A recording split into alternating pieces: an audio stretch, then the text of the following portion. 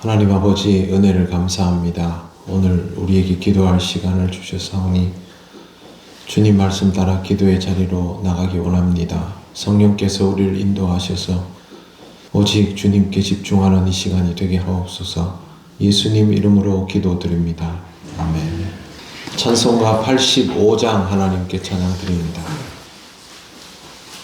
구주를 생각만 해도 이렇게 좋거든. 주 얼굴 배울 때야 얼마나 좋으랴. 만민의 구주 예수의 귀하신 이름은 천지에 있는 이름 중 비할 데 없도다. 참 회개하는 자에게 소망이 되시고 구하고 찾는 자에게 기쁨이 되신다. 예수의 넓은 사랑을 어찌다 말하랴. 주 사랑 받은 사람만 그 사랑 알도다. 사랑의 구주 예수여 내 기쁨 되시고 이제로부터 영원히 영광이 되소서.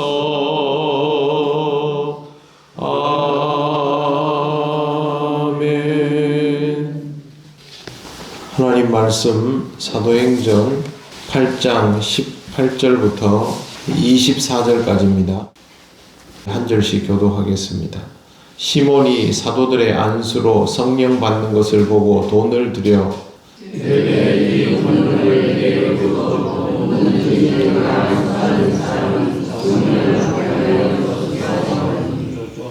베드로가 이르되 내가 하나님의 선물을 돈 주고 살 줄로 생각하였으니 내 은과 내가 함께 망할지어다. 하나님 앞에서 내 마음을 가진 공간이 이 너희는 그러므로 너희 이 악함을 회개하고 주께 기도하라. 꼭 마음에 품은 것을 사하여 주시리라. 내가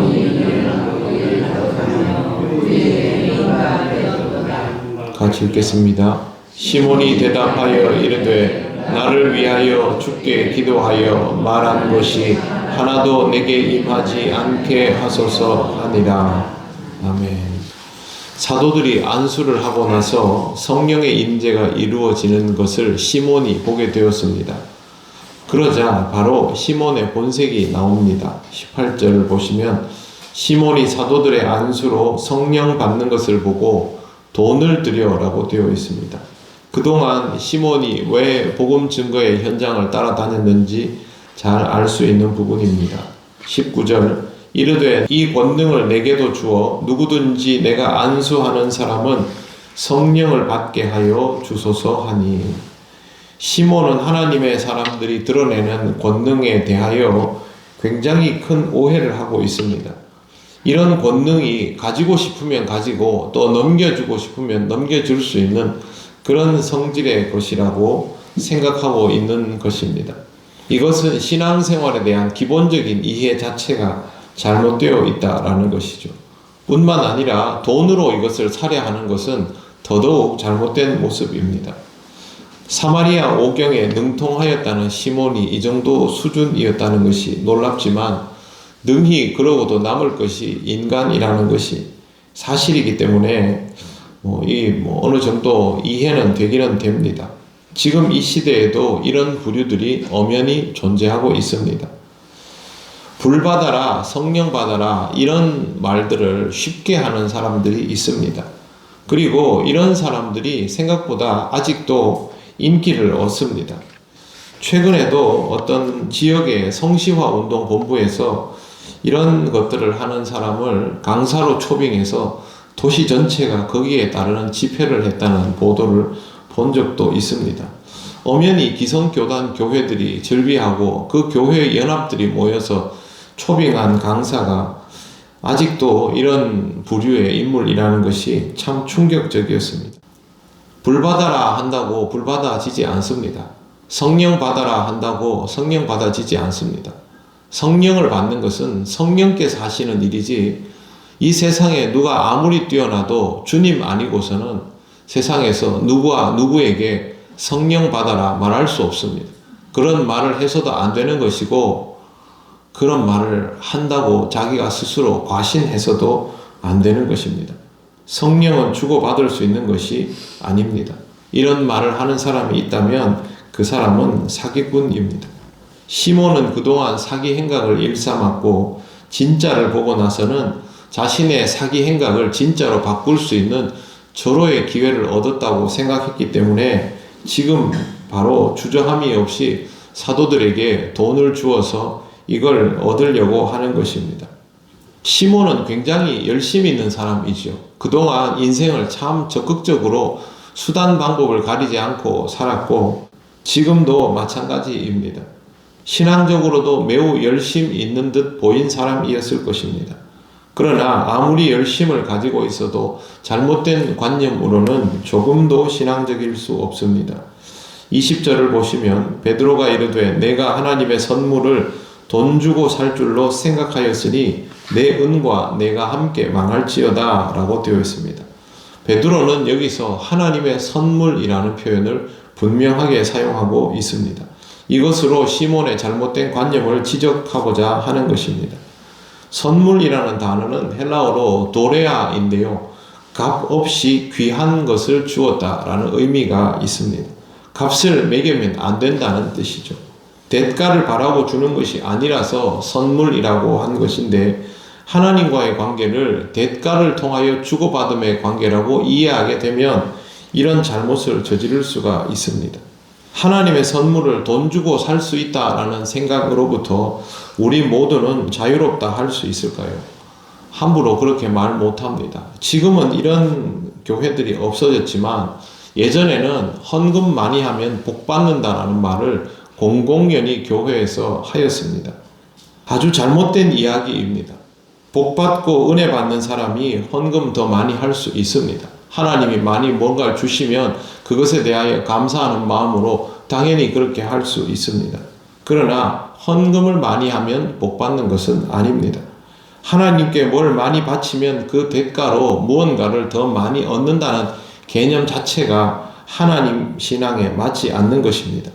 하나님 앞에서 신실한 사람을 하나님이 쓰시고자 할 때 그 사람을 사용하기 위해서 그에게 권능을 주시는 것이고 그것이 은사이고 은혜입니다. 이런 개념이 왜곡되어 있다면 그 사람은 시몬과 같은 마음가짐을 가진 사람일 수밖에 없고 그것은 하나님을 기만하는 일이 됩니다. 내가 뭘 바치면 하나님께서 거기에 대하여 보상을 많이 해준다는 개념 자체를 굉장히 조심하셔야 합니다. 우리는 무엇이든 은혜로 받는 사람이고 그것을 은혜로 받으며 하나님의 영광을 위하여 자발적으로 기쁘게 일하고 있는 것입니다. 보상이나 상급 같은 것은 머릿속에서 지우는 것이 좋습니다. 우리가 받는 가장 귀한 보상은 구원이고 하나님 나라입니다.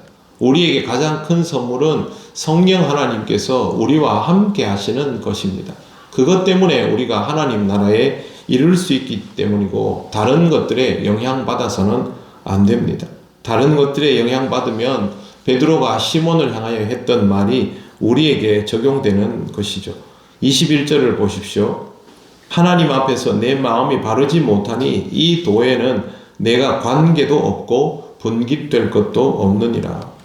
베드로가 하는 말은 사실상의 공식입니다.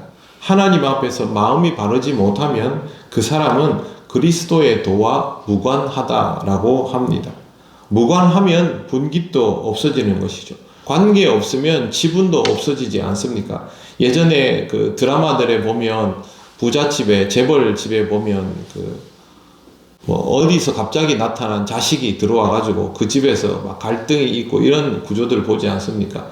그래서 누구에게 유산을 상속할 건가 막 이런 얘기를 하다가 나중에 알고 보니 자식이 아니다 이렇게 되면 거기서 그냥 상황이 종료이죠. 그 사람에게 이어질 분깃 같은 것도 동시에 다 사라지게 됩니다. 관계성 자체가 끊어지는 것이죠. 하나님 안에서 바른 마음을 가지지 못하면 하나님과의 관계성 자체가 끊어진다라는 말을 지금 베드로가 하고 있습니다.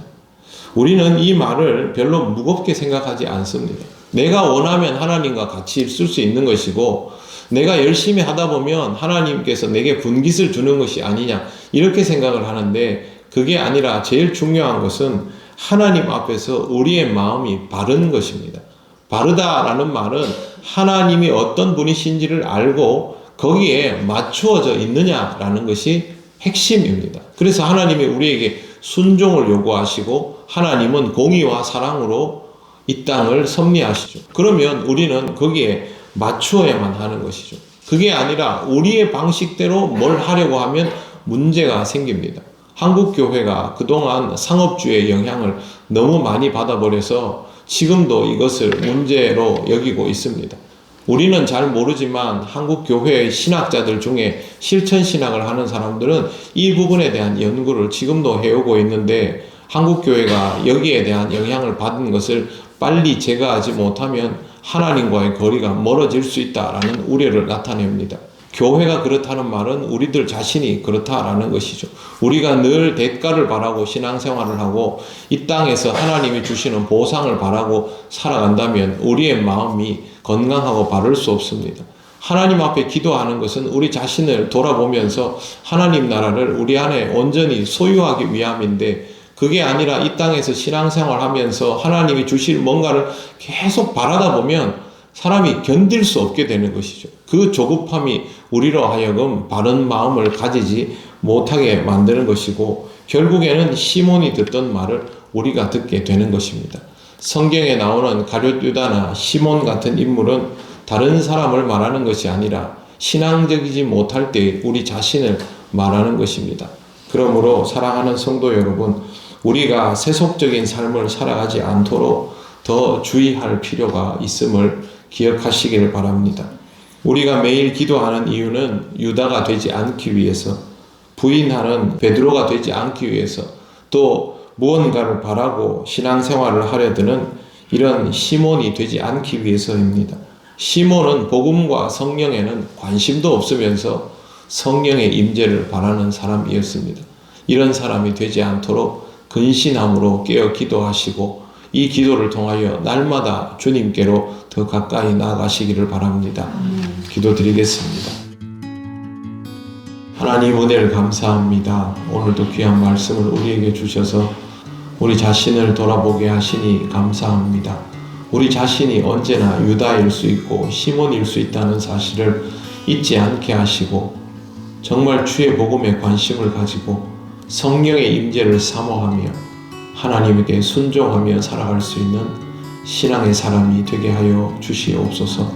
우리 통영교회에 속한 모든 성도들이 주님 앞에서 이 마음으로 살게 되길 원합니다. 오늘도 이렇게 살아갈 수 있도록 우리에게 역사하여 주실 것을 믿고 감사드리며 예수님 이름으로 기도드립니다. 아멘. 하늘에 계신 우리 아버지, 아버지의 이름을 거룩하게 하시며 아버지의 나라가 오게 하시며 아버지의 뜻이 하늘에서와 같이 땅에서도 이루어지게 하소서. 오늘 우리에게 일용할 양식을 주시고 우리가 우리에게 잘못한 사람을 용서하여 준 것 같이 우리 죄를 용서하여 주시고 우리를 시험에 빠지지 않게 하시고 악에서 구하소서. 나라와 권능과 영광이 영원히 아버지의 것입니다. 아멘.